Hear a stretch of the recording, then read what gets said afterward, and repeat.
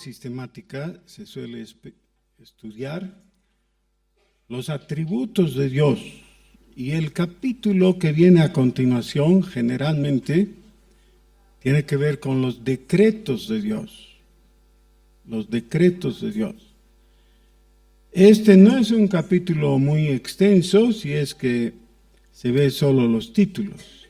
Tiene dos grandes títulos, es decir, se reconoce básicamente que hay dos decretos. ¿Ya? Los decretos eternos nombran algunos autores y otros simplemente los decretos de Dios. ¿Cuáles son esos decretos?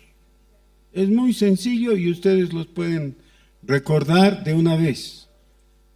El primero es el decreto de creación. La forma un poco más extensa de plantear eso es Génesis. En Génesis viene el decreto de creación que abarca mucho más del hecho de decir sea de parte de Dios y que todo apareció. No, hay más que eso. El segundo decreto es el de redención. Ahora, los decretos de Dios tienen que ver con esa área amplia de la voluntad de Dios, que en español es una sola palabra, ¿no? La voluntad divina o la voluntad de Dios. En el griego hay dos palabras distintivas, diferentes, para referirse a la voluntad de Dios. La una es telema y la otra es bulema, que da origen a la palabra voluntad justamente. La primera palabra está referida a aquella que Dios expresa, pero que no necesariamente se cumple, debido a que el hombre tiene chance de desobedecer. Por ejemplo, si le preguntáramos a Dios, Dios, ¿tú qué quieres? ¿Que los hombres o que el hombre coma del fruto del conocimiento del bien y del mal? Obviamente Dios diría, no, no quiero. ¿Esa es su voluntad? Sí, es su voluntad. Pero el hombre pudo desobedecer. Sí pudo, y lo hizo. Claro, con consecuencias, pero pudo. Dice la palabra que es la voluntad de Dios nuestra santificación. ¿Eh?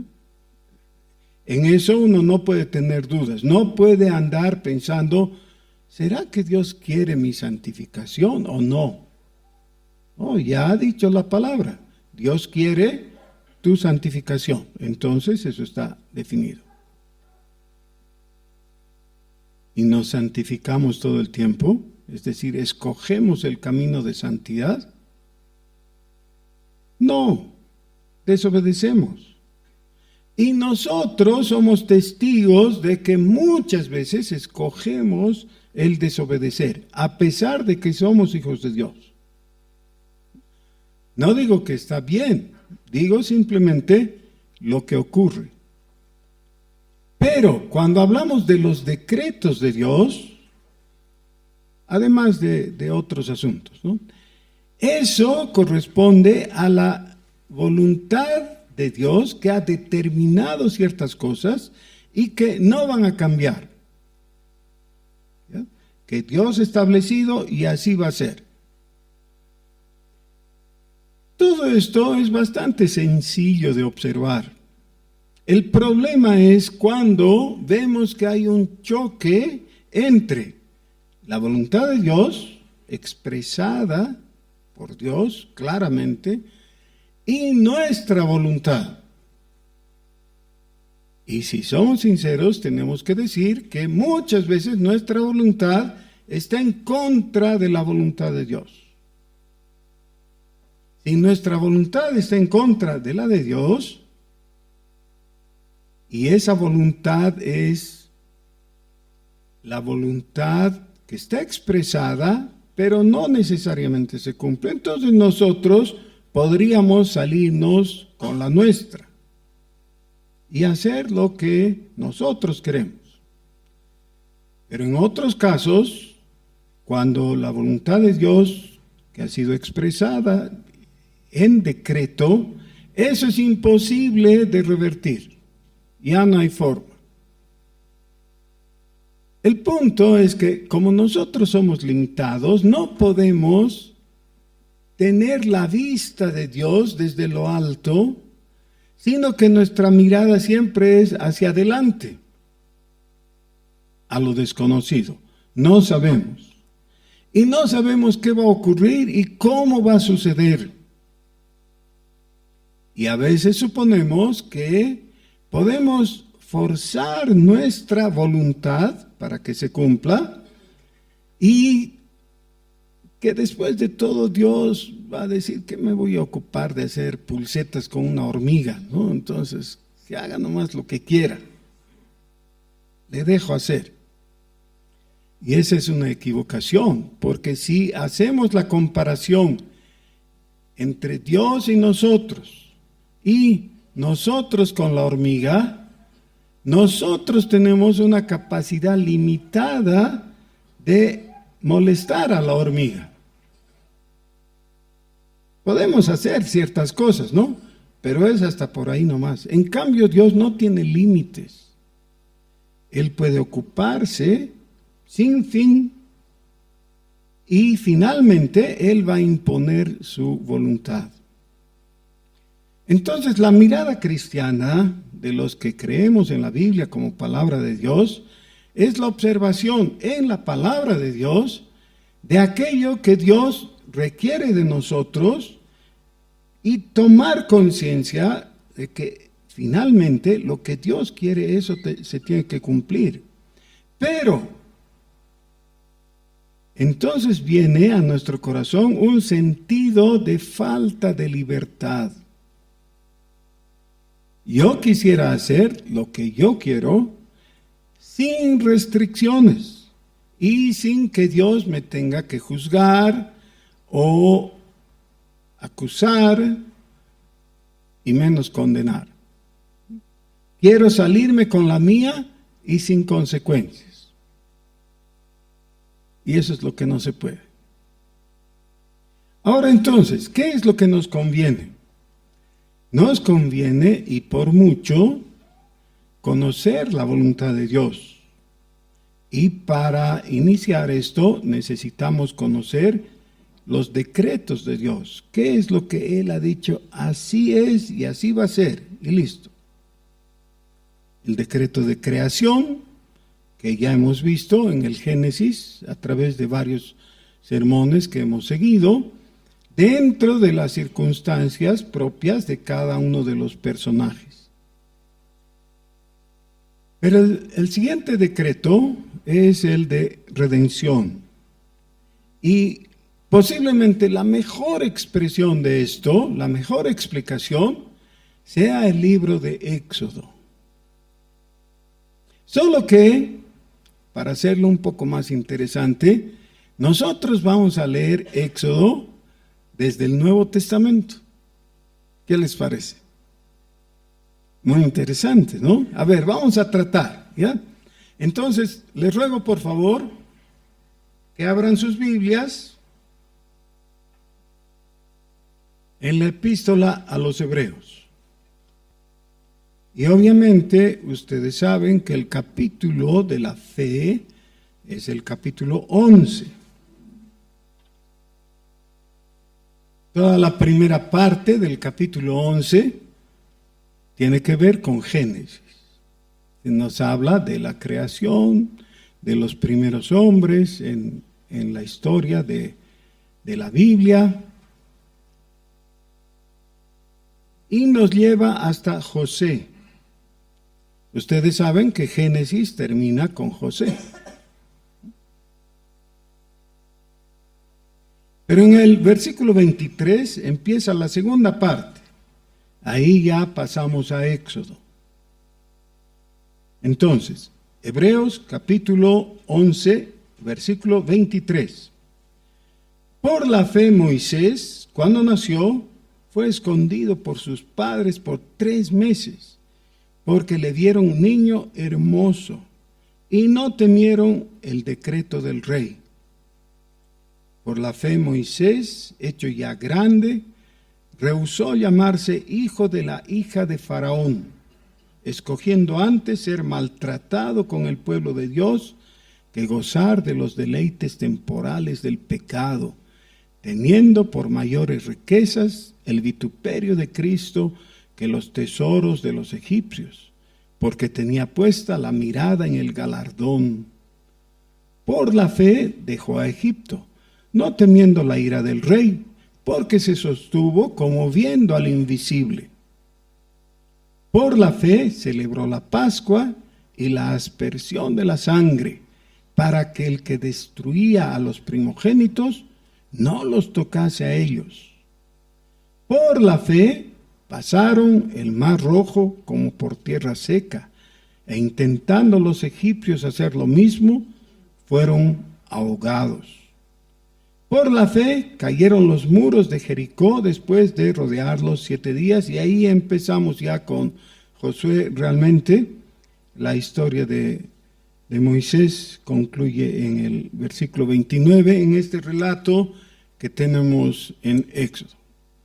Les ruego, por favor, que ahora el mismo pasaje que hemos leído, o sea, Hebreos capítulo 11, desde el 23 hasta el 29,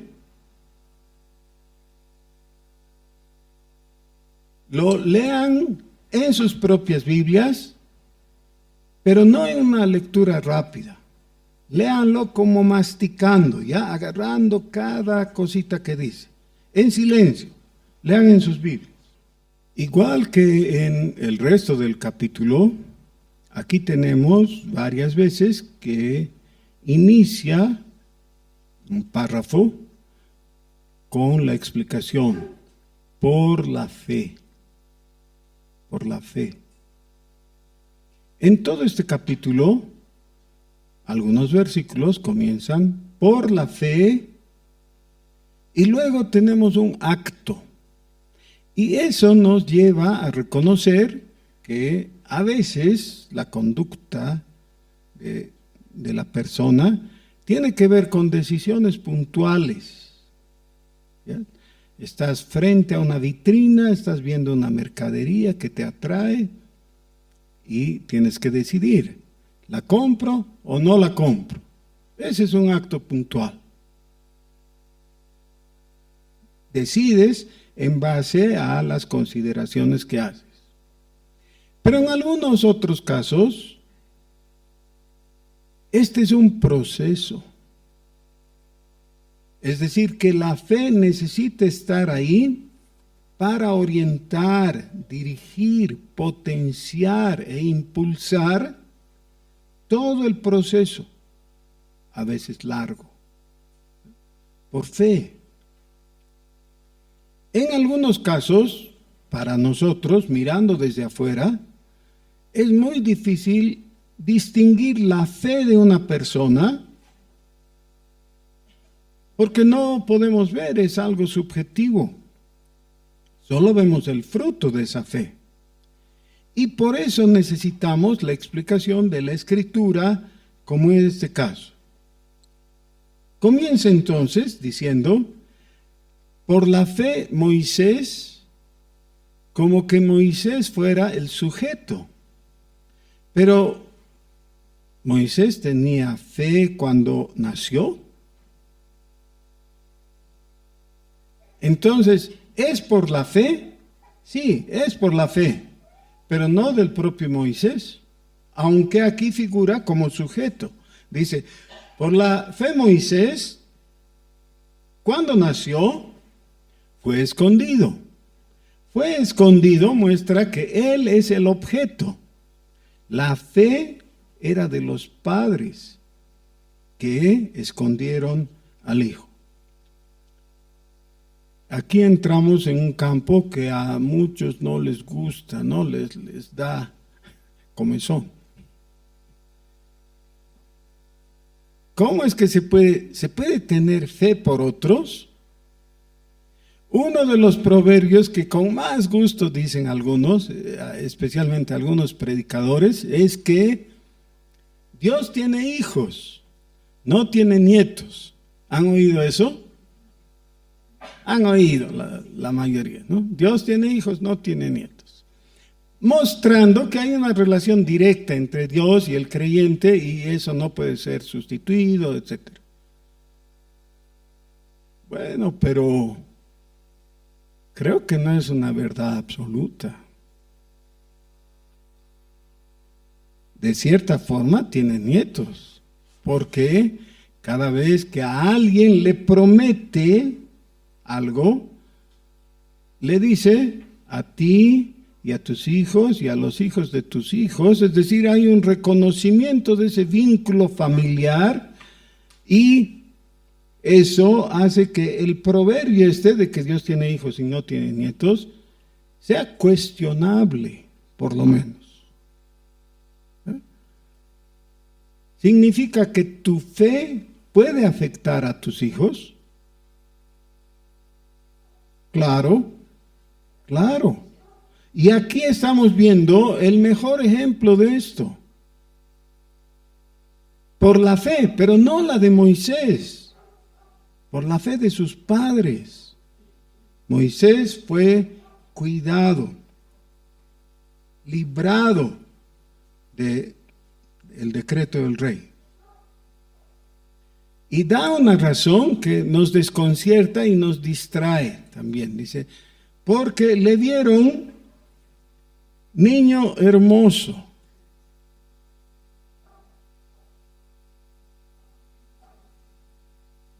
Todos ustedes que han tenido hijos, recuerdan que cuando vieron a su hijito, dijeron, qué niño tan feo. Se me parece. ¿Sí? Yo tengo serias dudas de que así haya sido. Claro, más objetivamente, un extraño ve al niño y dice, qué feo. Bueno, pero no lo dice fuerte, no lo piensa nomás. No todos los bebés son hermosos, en realidad, y recién nacidos pueden ser muy feos. Pero ya después de un poquito de tiempo, cuando ya ha salido del trauma del nacimiento, todo uno ve y dice, este es un bebé hermoso, o no lo es, ¿no? Pero normalmente sus padres lo siguen viendo hermoso, ¿o no? Me gusta mucho cuando veo de vez en cuando algunas personas que son padres o madres y tienen un hijo adolescente y se vuelven mexicanos, ¿no? Porque dicen, qué hijote que tengo.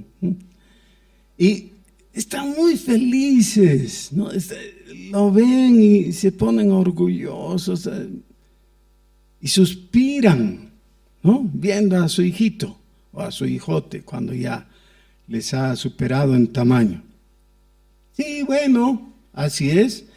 Y está bien que sea así, porque es parte de esa relación de amor que tenemos en la familia, ¿no? Entonces es natural que los padres vean hermoso a su hijo.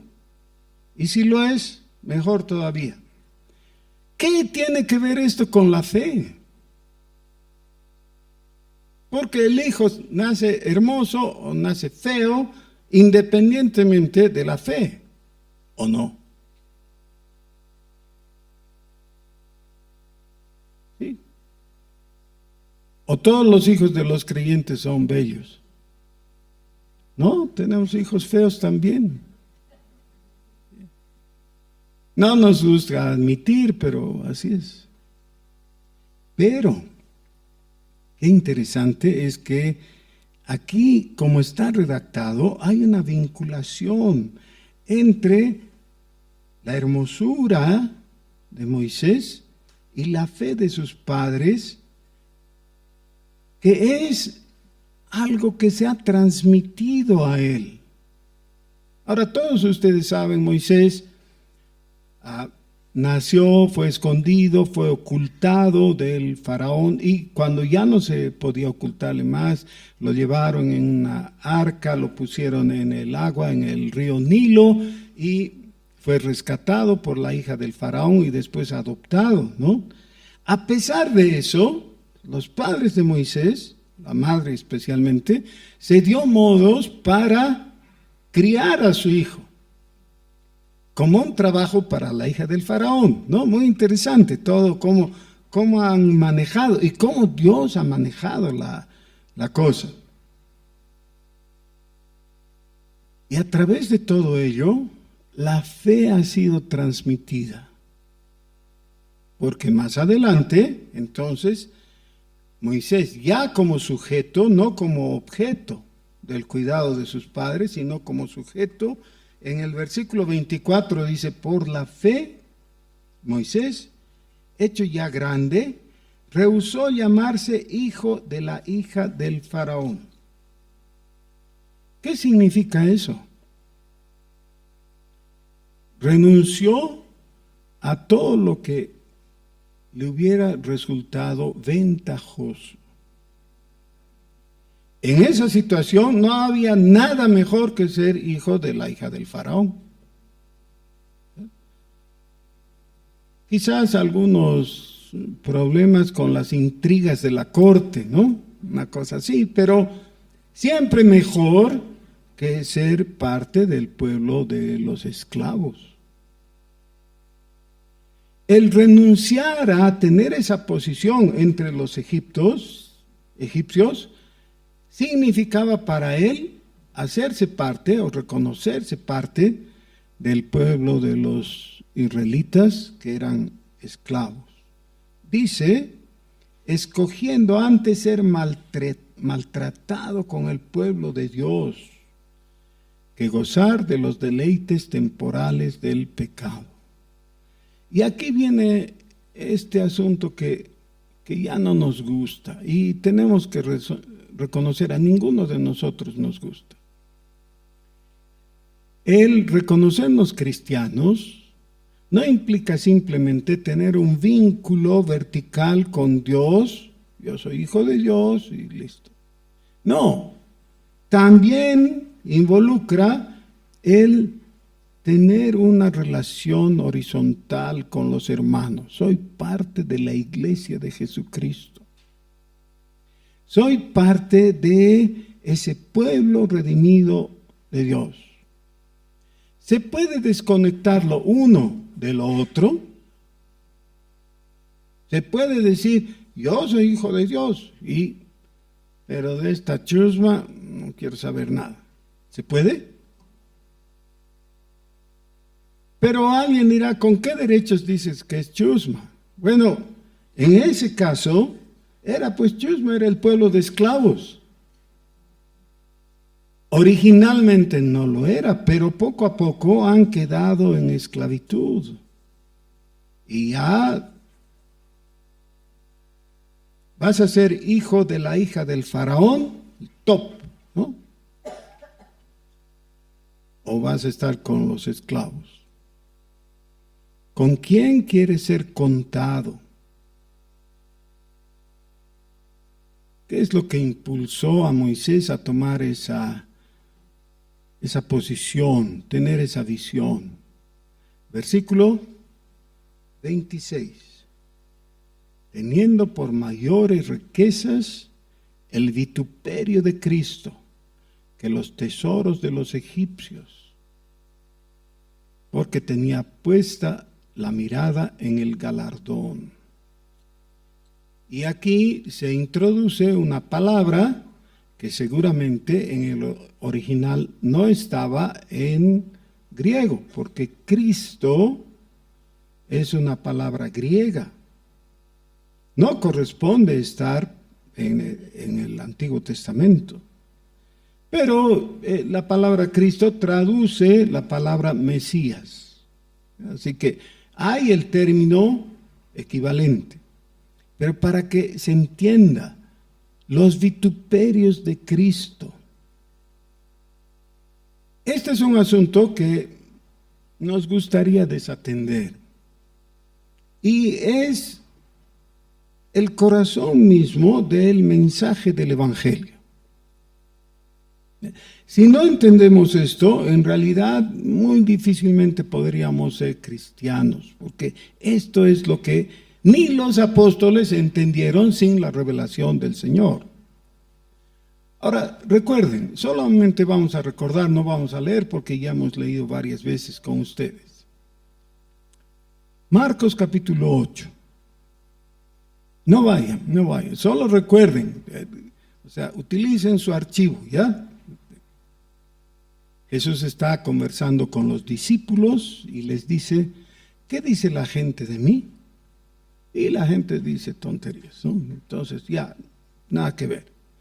Pero ahora, ustedes, ¿qué dicen de mí? ¿Quién soy yo? Pedro contesta, tú eres el Cristo. Conste que estamos en Marcos, ¿no? Así que es, tú eres el Cristo.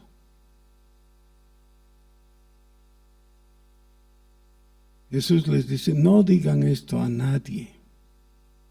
En Mateo el relato es diferente porque introduce una palabra de felicitación para Pedro, un encomio y una promesa, ¿no? Eso es. Pero en Marcos no, Marcos solamente dice, no lo digan a nadie. Y uno entonces se queda perplejo. ¿Cómo? A ver, acaba de acertar en comparación a las tonterías que han dicho los demás. Pedro sí acierta y dice lo correcto. Y Jesús le dice que ni él ni los otros discípulos lo digan a nadie. A continuación Jesús les dice, es necesario que el Hijo del Hombre sea entregado por los sacerdotes y sea rechazado y maltratado en todas las formas posibles hasta morir. Eso comienza con los vituperios. ¿Qué es vituperar? Hablar mal de. ¿Ya? Los vituperios de Cristo eran las cosas que se dijeron durante su vida. Desde preguntas sin respuestas que echaban un polvo nomás encima, ¿no? Por ejemplo, ¿de Nazaret puede salir algo bueno? Como diciendo, ¿cómo pues vamos a seguir a un nazareno?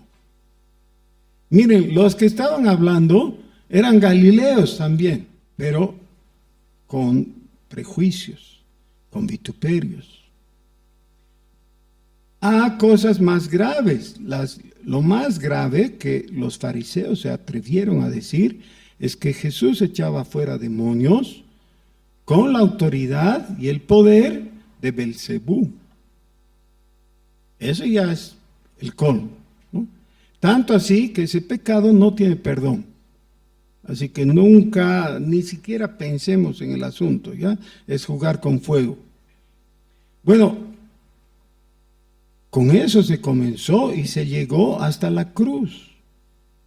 Jesús fue asesinado voluntariamente para llevar nuestros pecados. Bueno, pero ¿qué tiene que ver eso con Moisés? Dice que Moisés escogió los vituperios de Cristo. Después de explicarle Jesús a los discípulos en qué consistía el significado de ser el Cristo, el Señor Jesús les dijo, esto es lo que va a pasar conmigo, voy a morir finalmente. Y ahora viene la parte que nos incomoda terriblemente. Dice, el que quiera seguirme, tome su cruz y sígame. Es decir, si a Cristo lo han vituperado, lo han calumniado, le han lo han martirizado, lo han asesinado. A los que le siguen, ¿les va a ir bien? No, obviamente. Dice, el que quiera librar su vida, la perderá. El que pierda su vida por causa de mí y del Evangelio, él la va a recibir en retorno. Moisés era consciente. Voy a identificarme con el pueblo de Dios y no me va a ir bien. Porque es el pueblo de esclavos. Esos son los vituperios de Cristo. Los prefirió antes que las riquezas, dice, los tesoros de los egipcios. ¿Por qué? Y aquí viene la cosa importante. Dice, porque tenía puesta la mirada en el galardón. Ahora, no hace mucho hemos leído Génesis, ¿se acuerdan? Capítulo 15, versículo 1. Dios habla con Abraham y le dice, no temas, Abraham, yo soy tu escudo. ¿Y qué?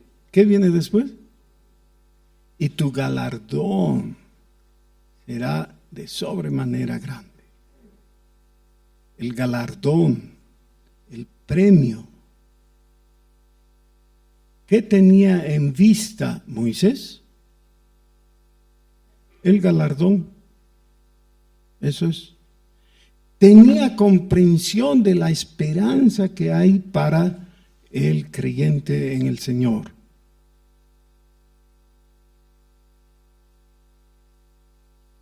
Por la fe dejó Egipto, no temiendo la ira del rey, porque se sostuvo como viendo al invisible, viendo al invisible. Los que han estado a tiempo para el inicio del culto han participado en la dirección en este día y hemos tenido un salmo que hemos leído. ¿Se acuerdan cuál era? Joca tiene que acordarse porque él era el director. Muy bien, el Salmo 46. Hay una frase que se repite en el Salmo 46. ¿Cuál es? Vamos a buscar. Salmo 46. La última frase del Salmo, que es repetida, ¿no? Del versículo 7. La última frase del versículo 7 y del versículo 11. Nuestro refugio es el Dios de Jacob. Nuestro refugio es el Dios de Jacob. ¿Cómo es nuestro refugio si ni siquiera es material? Dios es invisible. ¿Cómo te puedes ocultar, refugiar dentro de algo que es invisible? Es que es el refugio de nuestras almas. Psicológicamente acudimos a Dios y somos envueltos en Él, en su presencia, en su realidad.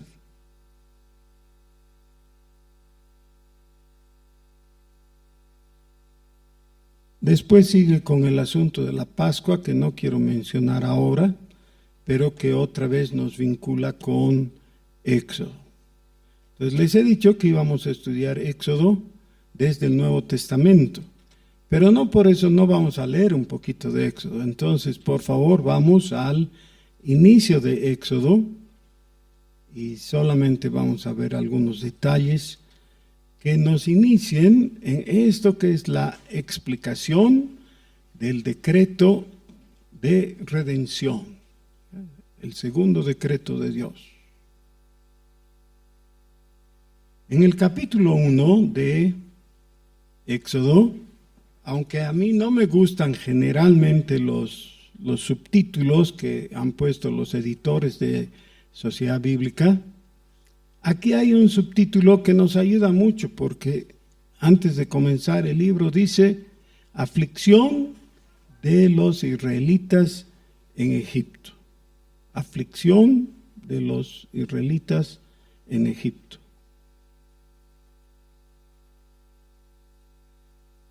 El Señor Jesús, hablando con los discípulos, les anunció, en el mundo tendréis aflicción. O sea, no tiene que ser algo que nosotros nos animemos a mirar desde afuera y desde lejos, ¿no? Allá están algunos que sufren. Aquí estamos nosotros. Nada que ver con los que sufren. No, la realidad es que la humanidad misma está envuelta en un proceso que a todos nos lleva a esa situación de humillación por el sufrimiento.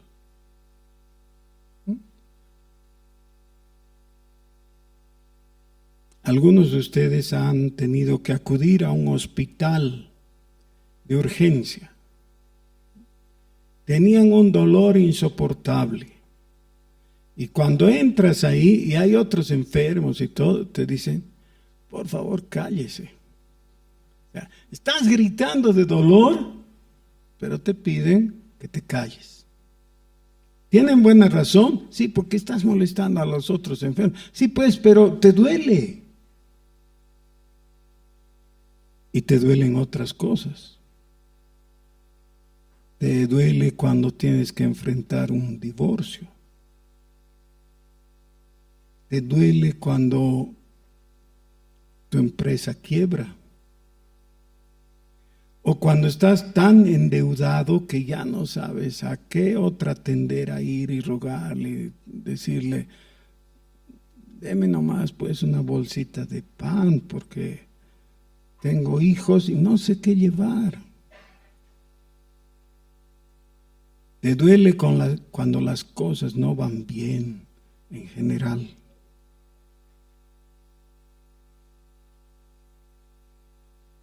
Solo que olvidamos esas situaciones con mucha facilidad.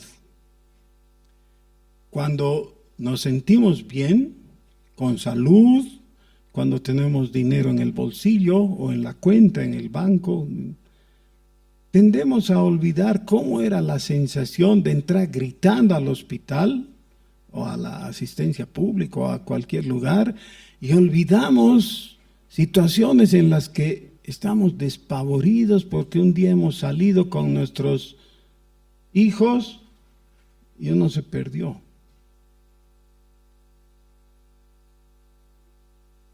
¿Puedes recordar cómo se te hizo el corazón cuando perdiste a tu hijo en la calle? ¿Puedes? Sí, hay un nudo que se cierra en tu garganta, ¿no? Y darías todo por recuperar a tu hijo. Claro, aflicción. En este capítulo 1 de Éxodo se habla de la aflicción, una aflicción de todo el pueblo de Israel.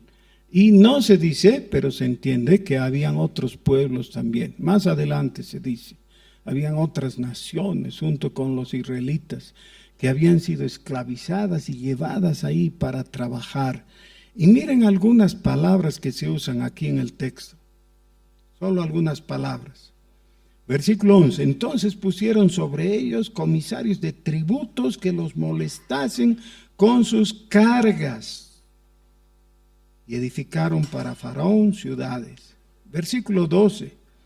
Pero cuanto más los oprimían, versículo 13, y los egipcios hicieron servir a los hijos de Israel con dureza.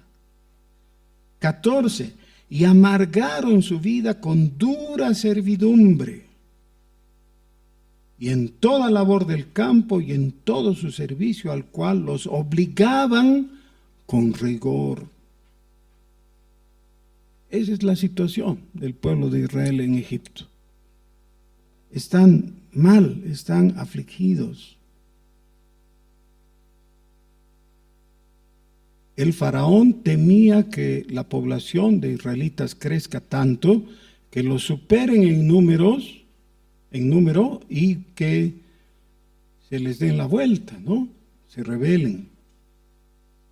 Y ahí comienza la historia de Moisés, como la provisión de parte de Dios al escuchar el llanto, el clamor.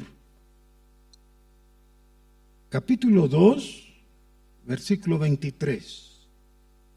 Aconteció que después de muchos días murió el rey de Egipto y los hijos de Israel gemían a causa de la servidumbre y clamaron.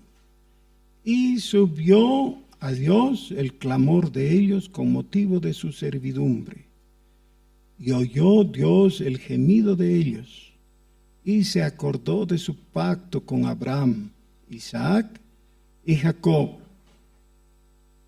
Y miró Dios a los hijos de Israel y los reconoció.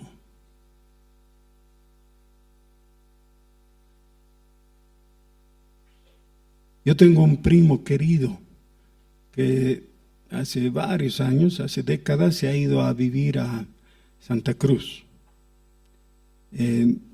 Una de las veces que vino de visita, yo lo llevé a la casa de mi hija, que recién había tenido su segundo hijito, estaba bebé, así chiquito todavía, no sé qué sé yo, 1 o 2 meses.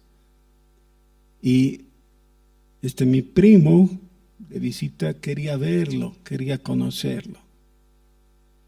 Iba a conocer, justamente, perdonen el pleonasmo, iba a conocer a un desconocido. Claro, nunca había visto al niño que estaba nacido hace poco. Entonces se lo entregaron y él lo tomó en brazos. Y yo pensé que iba a decir algo por etiqueta, ¿no? ¿Qué se dice cuando te entregan un bebé en brazos? ¡Ay, qué bonito! Y, aunque no sea, ¿no? Pero bueno, él era bonito, pero lo tomó y se puso a llorar. Porque no era un bebé, era el nieto de su primo querido, es decir, de mí. Y eso lo emocionó, y lo abrazó y lloró. Hay llantos relatados, ¿se acuerdan? El encuentro de Jacob y Esaú. Esaú corrió y abrazó a su hermano y lloró. Hay ciertas emociones que se muestran por el llanto. Dios no tiene nietos.